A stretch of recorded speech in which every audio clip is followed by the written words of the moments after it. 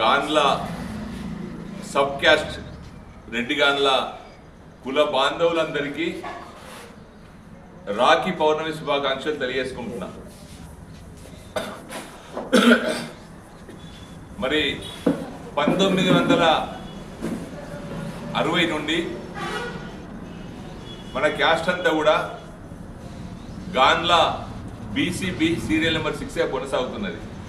మరి revenue division మంత్రి ఉన్నప్పుడు కూడా అక్కడి నుండి 72 నుంచి మొదలుకుంటే మరి అప్పుడు రెవెన్యూ డివిజన్ ఉన్నంత వరకు కూడా మరి అక్కడ సర్టిఫికేట్ పొందినటువంటి చాలామంది మన కులస్తున్నారు, మన తాతలు మన తండ్రులు ఉన్నారు. అదేవిధంగా మాదేపూర్ తహసీల్ అయిన తర్వాత కూడా అదేవిధంగా జరిగింది.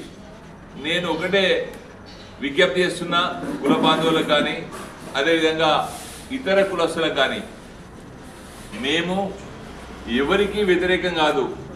గౌడ్స్ కావచ్చు, కాపు వాళ్ళు కావచ్చు, యాదవులు కావచ్చు, ముదిరాజులు కావచ్చు, ఇంకా ఏ బీసీ కులాలకు సంబంధించిన సంపన్న వర్గాలకు మేము ఎవరికి వ్యతిరేకం కాదు. మీలో ఒకరిగా మేము ఉంటున్నాం.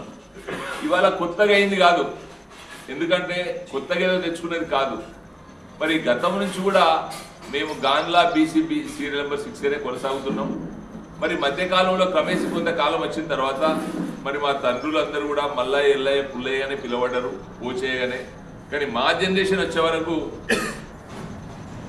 నారాయణ రెడ్డిగా, మోహన్ రెడ్డిగా, లక్ష్మారెడ్డిగా మరి అనేక పేర్లకు రెడ్లు వచ్చినాయి. తండ్రులు మాత్రం అయ్యలుగానే ఉన్నారు.